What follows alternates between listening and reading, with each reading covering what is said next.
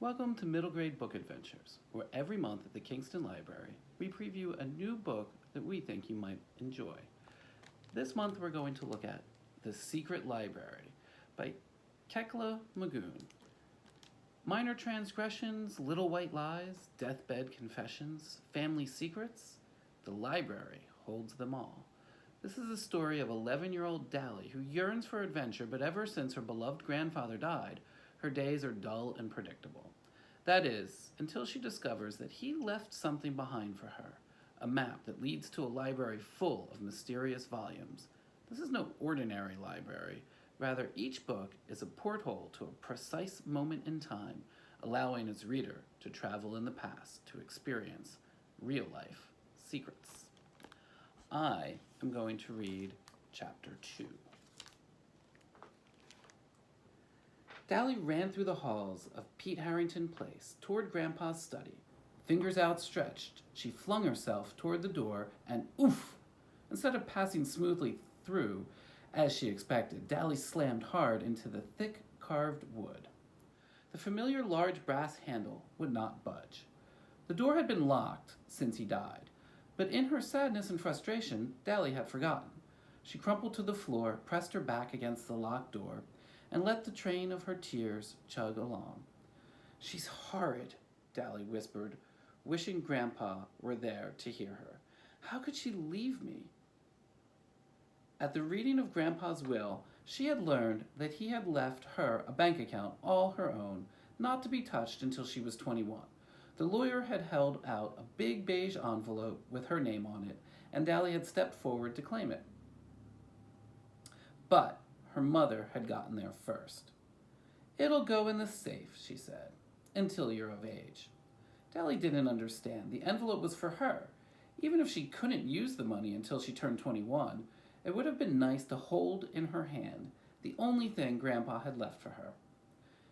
She had sat very still in her school uniform, staring at the package on her mother's knee, while the lawyer droned on about real estate and investments and distributions and all manner of other things Dally barely understood. However, she did know enough about banking, thanks to her lessons, to know that you didn't need an envelope that big to pass a bank account to someone. If all Grandpa had left her was money, he wouldn't have needed an envelope at all. There was something more in that envelope. Dally was sure of it, but it was locked away. At least for now. Through the door, she heard the grandfather clock strike 4. Dally had only 15 minutes until her lesson started. "Miss Dally!" Hannah, the housekeeper, came bustling around the corner and opened her arms wide. "Oh, there you are, baby. You all right, love bug?" Dally scrubbed her cheeks on her sweater sleeves. "Yeah, I'm fine." She pushed herself to her feet and scooted out of Hannah's path. She wasn't in the mood to be comforted by anyone who wasn't Grandpa, no matter how warm and soft Hannah's big hug was likely to be. Hannah put one fist on her hip.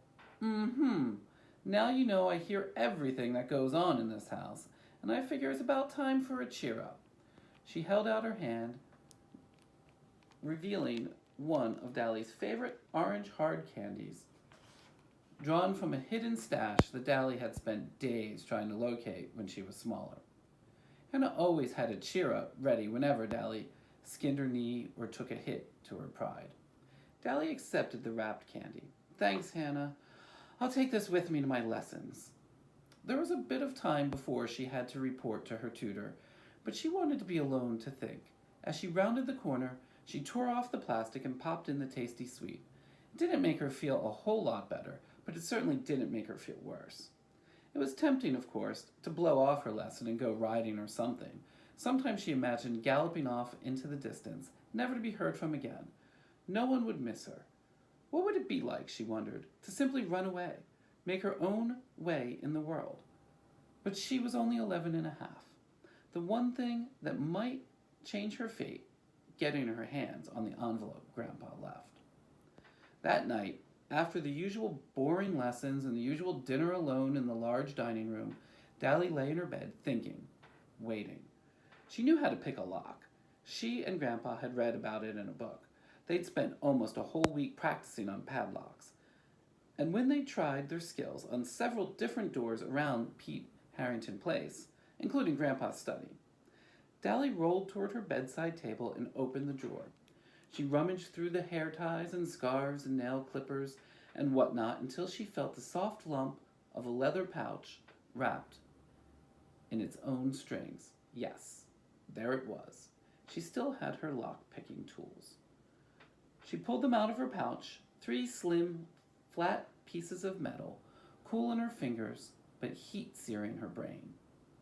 Dally slipped out from under the covers. The air was chilly, so she slid on her lavender dressing gown and stepped into the dim corridor, clutching the tools. Dally tiptoed through the halls of Pete Harrington Place.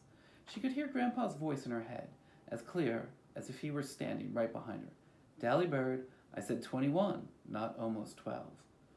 "Extenuating circumstances, Grandpa," Dally whispered back. "If you were really here, you'd understand." Picking the lock on Grandpa's study felt like shaking hands with a long-lost friend, familiar yet new, and warm with the promise of reconnection. The shadows in the hallway made it hard to see her own fingers, but Dally didn't dare light up the whole place at this hour. It didn't matter, anyway, because lockpicking was done mostly by feel. The last time she'd been in the halls this late was with Grandpa, the final night they'd snuck out to the lake to swim. Grandpa in his hilarious crescent moon of a Speedo that her mother and everyone always made fun of, and Dally in her most comfortable black and purple racing suit, the one her mother said was not very feminine. Alone in the dark. "We can be who we want to be, Dally Bird," Grandpa had said. He was good at making her feel better about all the ways she didn't quite fit in with the world. They had slapped 5 in solidarity, then run along the dock and dived in, splashing and giggling and racing out to the basking rocks. Grandpa always won, of course, because he was taller and stronger than Dally, but she was getting close. A small twinge struck her heart, now that she'd never have the chance to beat him, a milestone she had been looking forward to with every inch she grew. Dally hadn't known that the swim would be their last dance under the moonlight. But if she had, she wouldn't have done a single thing differently. And there was a kind of joy in that, swirling next to the sadness.